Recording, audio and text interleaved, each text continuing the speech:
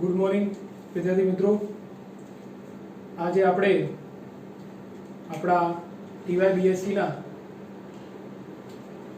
પેપરમાં પહેલું પેપર આપણું સીસી બોટ 311 એના વિશે ચર્ચા કરીશું। આની અંદર આપણે યુનિટ 2 ની શરૂઆત કરી છે। એ યુનિટ 2 માં આપણે ફંગી વિશે ભણીએ છીએ, ફૂગ વિશે। આ ફૂગમાં કેટલાક મુદ્દાઓ પણ આપણે પૂરા કર્યા, જેમ કે ફૂગના સામાન્ય લક્ષણો,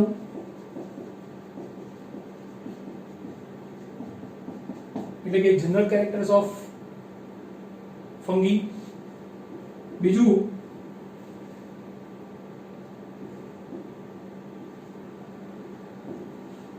ફૂગ, આજે આપણે જે ભણવાના છીએ એ છે ફૂગમાં પોષણ પદ્ધતિ। આ ઉપરાંત બીજો પોઈન્ટ છે ફૂગમાં બીજાણુઓનું સ્વરૂપ। सामान्य मुद्दाओं एक चौथो मुद्दो हतो फूगनी सुकाय रचना। એટલે યુનિટ 2 માં આપણે આ ચાર કોમન પોઈન્ટ ભણવાના છે। એમાંથી ફૂગના સામાન્ય લક્ષણો આપણે આગલા લેક્ચરમાં જોઈ ગયા। ફૂગની સુકાય રચના પણ આપણે લાસ્ટ લેક્ચરમાં જોઈ ગયા। ફૂગમાં બીજાણુઓનું સ્વરૂપ એ પણ આપણે પૂરું કર્યું। તો આ યુનિટનો છેલ્લો મુદ્દો, કોમન પોઈન્ટનો છેલ્લો મુદ્દો બાકી છે આપણે ફૂગમાં પોષણ પદ્ધતિ। તો આપણે સૌથી પહેલા એ ટોપિક વિશે ચર્ચા કરીએ। આપણા જે યુનિટ 2 ની અંદર આપણો આજનો ટોપિક છે ફૂગમાં પોષણ પદ્ધતિ, એટલે કે મોડ્સ ઓફ ન્યુટ્રિશન।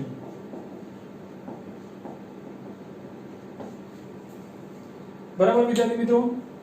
અથવા તો આને આપણે ન્યુટ્રિશન ઇન ફંગી પણ કહી શકીએ। ગુજરાતીમાં તો આપણે આને એમ જ કહીશું કે ફૂગમાં પોષણ પદ્ધતિ, જ્યારે અંગ્રેજીમાં મોડ્સ ઓફ ન્યુટ્રિશન અથવા ન્યુટ્રિશન ઇન ફંગી। તો ડિટેલમાં આપણે આ ફૂગમાં પોષણ પદ્ધતિ વિશે જઈએ। જો વિદ્યાર્થી મિત્રો બધાને જ ખબર છે કે ભાઈ વનસ્પતિ જે ખરી એ વનસ્પતિ બે પ્રકારની હોય। કેટલીક વનસ્પતિઓ તમે આજુબાજુની આપણે વનસ્પતિ જોઈએ છે તો વનસ્પતિની અંદર સૌથી મહત્વની વસ્તુ શું હોય છે? એની અંદર હરિત દ્રવ્ય આવેલું હોય છે। આ હરિત દ્રવ્યના કારણે એ વનસ્પતિ શું કરે છે? પ્રકાશ સંશ્લેષણ કરે છે, અને પ્રકાશ સંશ્લેષણના કારણે પોતાનો ખોરાક તે જાતે બનાવે છે। એટલે પ્રકાશ સંશ્લેષણ કરી પોતાનો ખોરાક જાતે બનાવે।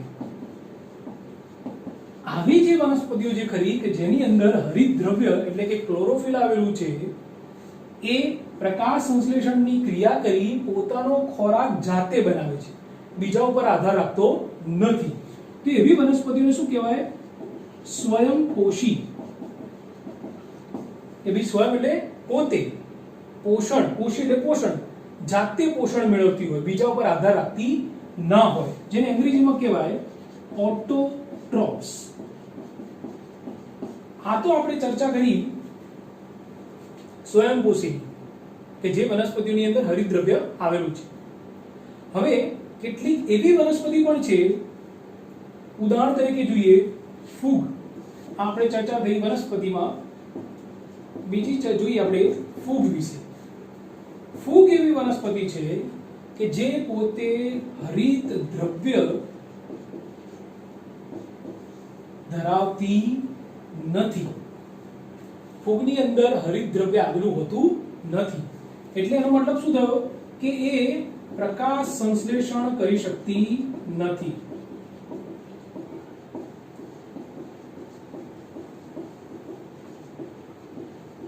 તો તમને ખ્યાલ હશે એ વનસ્પતિ પ્રકાશ સંશ્લેષણ નથી કરી શકતી, એટલે પોતાનો ખોરાક જાતે બનાવી શકતી નથી. હવે બધાને જ ખબર છે કે ભાઈ જીવન જીવવા માટે ખોરાક જરૂરી છે.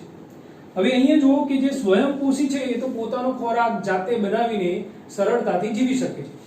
ફૂગની અંદર પ્રોબ્લેમ શું છે કે ભાઈ એની અંદર હરિત દ્રવ્ય આવેલું નથી. હરિત દ્રવ્ય આવેલું નથી એટલે પ્રકાશ સંશ્લેષણ પણ કરી શકતું નથી. પ્રકાશ સંશ્લેષણ નહીં કરે તો એનો ખોરાક બનતો નથી. એટલે હવે એને પોતાનું જીવન ટકાવી રાખવા માટે એ ખોરાક એ ક્યાંથી મેળવે છે? અન્ય વનસ્પતિમાંથી અથવા અન્ય વનસ્પતિ પર આધાર રાખે છે ખોરાક માટે. શેના માટે? ખોરાક માટે. અથવા તો આપણે વધુ સરળ ભાષામાં લખીએ ખોરાક અથવા પોષણ માટે. પોષણ માટે તે અન્ય વનસ્પતિ ઉપર આધાર રાખે છે. તો એના માટે ટર્મિનોલોજી શું છે? એને કહેવાય વિષમપોષી.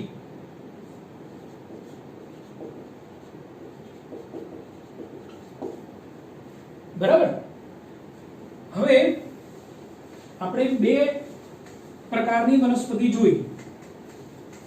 તઈ એક વનસ્પતિ ફૂગ સિવાયની, મોટા ભાગની ફૂગ સિવાયની જેટલી પણ વનસ્પતિ છે, ફૂગ સિવાયની એ બધી મોટા ભાગે કેવી છે? સ્વયંપોષી છે, ઓટોટ્રોપ્સ છે.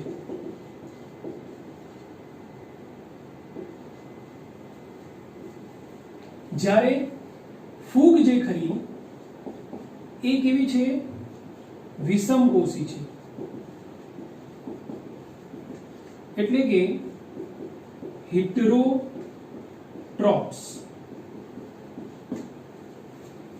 બરાબર. એટલે પૃથ્વી પર આપણે જો જોઈએ તો ફૂગ સિવાયની બધી જ વનસ્પતિઓમાં હરિતદ્રવ્ય આવેલું હોય, પ્રકાશ સંશ્લેષણ કરી એ પોતાનો ખોરાક જાતે બનાવે, એટલે એને આપણે શું કહીએ? સ્વયંપોષી.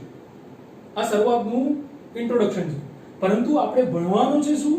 ફૂગમાં પોષણ પદ્ધતિ. તો ફૂગની જો વાત કરીએ તો ફૂગની અંદર હરિતદ્રવ્ય આવેલો હોતો નથી. હરિતદ્રવ્ય આવેલો નથી એટલે પોતાનો ખોરાક જાતે બનાવી શકતી નથી. એટલે ખોરાક માટે તે અન્ય વનસ્પતિ પર આધાર રાખે છે. અન્ય વનસ્પતિ પર આધાર રાખે, એટલે એને આપણે શું કહીએ? વિષમપોષી, હિટરોટ્રોપ્સ. બરાબર. હવે આ બે ટર્મિનોલોજી તમે જોઈ લીધી કે ભાઈ ઓટોટ્રોપ્સ અને હિટરોટ્રોપ્સ. હવે ખાસ એ વસ્તુનું તમારે ધ્યાન રાખવાનું, ઓટોટ્રોપ્સ વિશે બહુ ડિટેલમાં લખવાનું નથી, પણ થોડી એક લાઈનમાં આપણે અહીંયા પૂરું કરીશું. મુખ્ય ધ્યાન શેના ઉપર રાખવાનું છે? આપણે ફૂગ ઉપર. તો ફૂગ કેવી છે? વિષમપોષી છે. હવે જો એટલી જ આપણને ખબર પડી કે ફૂગ વિષમપોષી છે એટલે તે ખોરાક માટે બીજી વનસ્પતિ ઉપર આધાર રાખે છે. તો એ પોષણ માટે શેના ઉપર આધાર રાખે એ જોઈએ.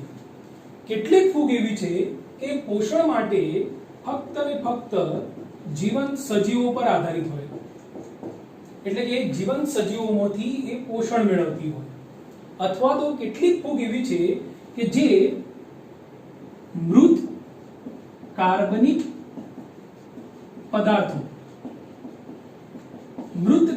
પદાર્થોમાંથી પોષણ મેળવતી હોય. એટલે બે પ્રકારની ફૂગ થઈ. એક જે ફૂગ જીવંત સજીવોમાંથી પોષણ મેળવે, કાં તો એ ફૂગ મૃત કાર્બનિક પદાર્થોમાંથી પોષણ મેળવે. હવે જો વિદ્યાર્થી મિત્રો, જે ફૂગ જીવન સજીવો એટલે વનસ્પતિ, પ્રાણી, નાના નાના કીટકો બધા આવી ગયા, જેટલા પણ જીવન સજીવો છે પૃથ્વી એ. તો જીવન સજીવોમાંથી પોષણ મેળવે તો એવી ફૂગને આપણે શું કહીએ? પરોપજીવી ફૂગ. શું કહેવાય? પરોપજીવી ફૂગ. અને જે ફૂગ મૃત કાર્બનિક પદાર્થોમાંથી પોષણ મેળવે તો એને શું કહેવાય? મૃતોપજીવી.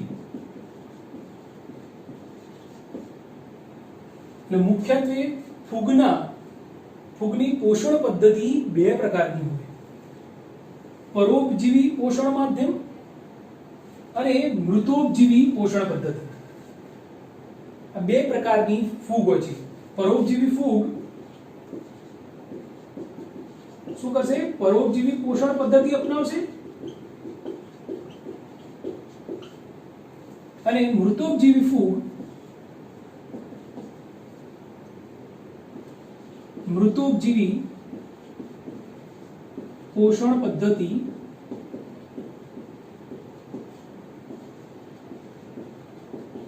અપનાવશે.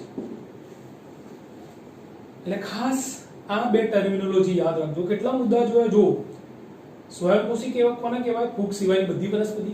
વિષમપોષી કોને કહેવાય? ફૂગ કે જે પોતાનો ખોરાક જાતે બનાવતી નથી. નામ જ છે એનું વિષમ, એટલે કે બીજા ઉપર આધાર રાખતી. શેના માટે? પોષી એટલે પોષણ માટે. પોષણ માટે બીજા ઉપર આધાર રાખતી વનસ્પતિ અને આપણે શું કહીએ? ફૂગ. એ કેવી હોય છે? વિષમપોષી. તો એ પોષણ બે પ્રકારે મેળવે.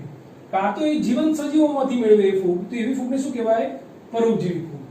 અને એ પોષણ પદ્ધતિને કેવી પોષણ પદ્ધતિ કહેવાય? પરોપજીવી પોષણ પદ્ધતિ. અને જો એ ફૂગ કાર્બનિક મૃત પદાર્થોમાંથી પોષણ મેળવે, મરેલા પદાર્થો, કે ભાઈ મરેલા કોઈ પણ હોય, સપોઝ ભેજવાળી જગ્યાએ આપણે રોટલી છે, પછી મરેલા મૃતદેહ છે, વનસ્પતિના મૃતદેહ છે, પ્રાણીના મૃતદેહ છે, ચામડા ઉપર તમે પણ જોવો છો ઘણીવાર ચોમાસાની અંદર, બરાબર, દિવાલ ઉપર પણ કેટલીક વાર ફૂગ થઈ જતી હોય છે. તો એ બધા મૃત જગ્યાઓ થઈ. તો એ મૃત કાર્બનિક પદાર્થોમાંથી પોષણ મેળવે તો એને શું કહેવાય? મૃતોપજીવી ફૂગ. અને એ મૃતોપજીવી ફૂગ જે પોષણ પદ્ધતિ અપનાવે એને શું કહેવાય? મૃતોપજીવી પોષણ પદ્ધતિ. આટલે સુધી આપણે જોયું. હવે બીજી ખાસ વસ્તુ એ ધ્યાન રાખીએ ફૂગમાં, વિદ્યાર્થી મિત્રો, કે જો ફૂગને પોતાના જીવનકાળ દરમિયાન એટલે પોષણ મેળવવા માટે અથવા પોતાની વૃદ્ધિ કરવા માટે, પ્રજનન કરવા માટે કેટલાક પદાર્થોની જરૂરિયાત હોય છે. કયા પદાર્થો? CHOPKCAMG, બરાબર, Cu, આ બધા ઉદાહરણ છે. આ બધા પદાર્થોની જરૂરિયાત હોય છે. કયા? Carbon, hydrogen, oxygen, phosphorus, potassium, calcium, magnesium, copper, જસત, બરાબર. આ બધા પદાર્થોની એમને તત્વોની જરૂરિયાત પડતી હોય છે. કઈ રીતે જરૂરિયાત પડતી હોય છે? આ બધા પદાર્થો જે ખરા એને પોતાના જીવન ચક્ર દરમિયાન વૃદ્ધિ અને પ્રજનન, જો ફૂગમાં આ બે સૌથી મહત્વના, પોતાનું જીવનકાળ દરમિયાન આ બે સૌથી મહત્વના તબક્કા છે. એક તો એની વૃદ્ધિ, ફૂગની વૃદ્ધિ, અને ફૂગમાં પ્રજનન. ફૂગની વૃદ્ધિ અને પ્રજનન કોના કારણે થાય છે? ફૂગની વૃદ્ધિ અને પ્રજનન એ કેટલાક વિટામિન્સ અને અંતઃસ્ત્રાવ,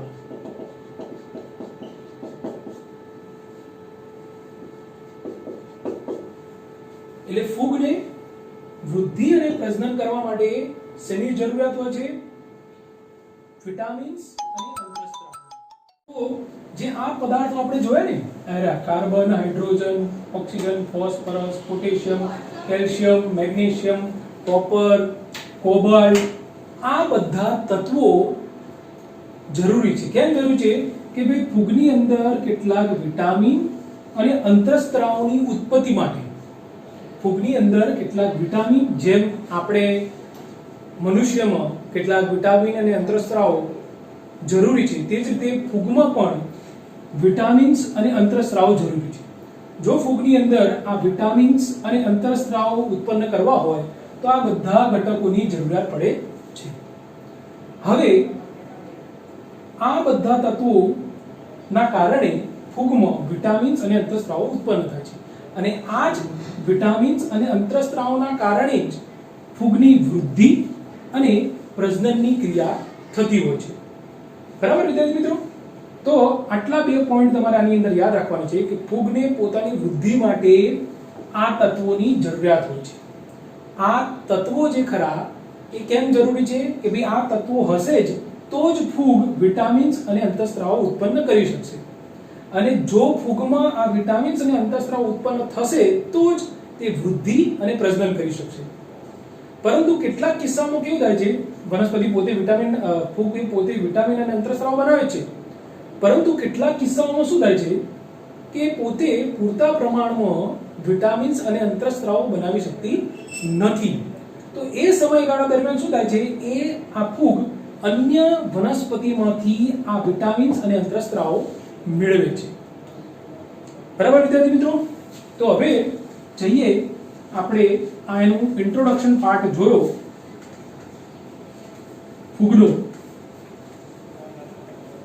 ફૂગની પોષણ પદ્ધતિનો. હવે આપણે જોઈએ તેના પ્રકારો. સૌથી પહેલા એના પ્રકારોમાં જોઈએ પોષણ પદ્ધતિના કેટલા પ્રકારની પોષણ પદ્ધતિ હોય અથવા કયા પ્રકારની ફૂગ હોય. તો પોષણની દ્રષ્ટિએ ફૂગના 3 પ્રકાર પડે છે. એક પરોપજીવી ફૂગ, બીજું મૃતોપજીવી ફૂગ અને ત્રીજું છે સહજીવી. આ 3 પ્રકારો પડે છે. પરોપજીવીને આપણે કહીએ પેરાસાઇટ, મૃતોપજીવીને કહીએ સેપ્રોફાઇટ્સ અને સહજીવાને કહીએ સિમ્બાયોટિક. એટલે પોષણ પદ્ધતિ 3 પ્રકારે થાય: પરોપજીવી પોષણ પદ્ધતિ, મૃતોપજીવી પોષણ પદ્ધતિ અને સહજીવી પોષણ પદ્ધતિ. હવે વિદ્યાર્થી મિત્રો ડિટેલમાં આપણે પછી જઈએ છીએ. આ તમને આ બે મુદ્દાઓ તો ખબર છે કે પરોપજીવી ફૂગ કોને કહેવાય, કે જે ફૂગ શેમાંથી પોષણ મેળવતી હોય, જીવંત સજીવોમાંથી. મૃતોપજીવી એટલે જે ફૂગ શેમાંથી પોષણ મેળવતી હોય, મૃત કાર્બનિક પદાર્થોમાંથી. અને સહજીવી એટલે શું? ફૂગ અને અન્ય વનસ્પતિ વચ્ચે આંતર સંબંધો જોવા મળે.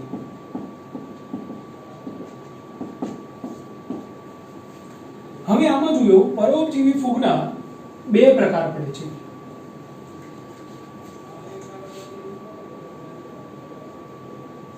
પરોપજીવી પોષણ પદ્ધતિના 2 પ્રકારો આપણને અહીંયા જોવા મળે છે. પહેલો પ્રકાર છે સંપૂર્ણ પરોપજીવી.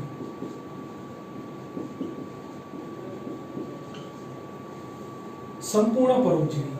બીજો પ્રકાર છે વૈકલ્પિક પરોપજીવી. એટલે પરોપજીવીના 2 પ્રકાર: સંપૂર્ણ પરોપજીવી અને વૈકલ્પિક પરોપજીવી. એ જ રીતે મૃતોપજીવીના પણ 2 પ્રકાર: સંપૂર્ણ મૃતોપજીવી અને બીજું છે વૈકલ્પિક મૃતોપજીવી. હવે ડિટેલમાં આપણે જોઈશું કે ભાઈ આનો અર્થ શું થાય. સહજીવીના પણ 2 પ્રકારો પડે છે. તે છે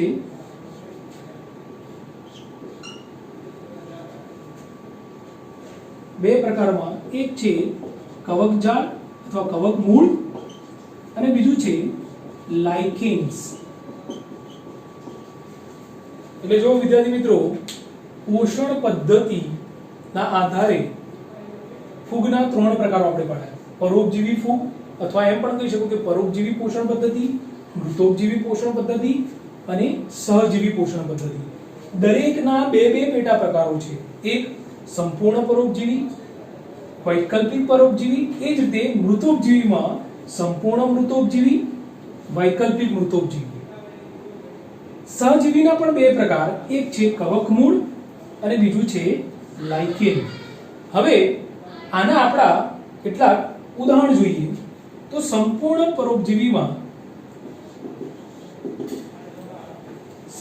પરોપજીવી તરીકે આપણને જોવા મળશે આલ્બુગો નામની ફૂગ, પક્સિનિયા નામની ફૂગ.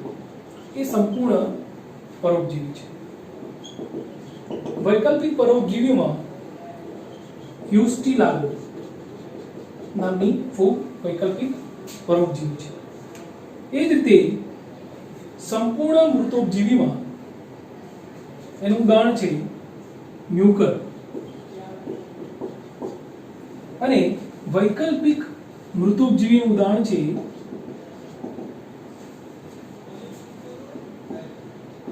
આર્મિલેરિયા.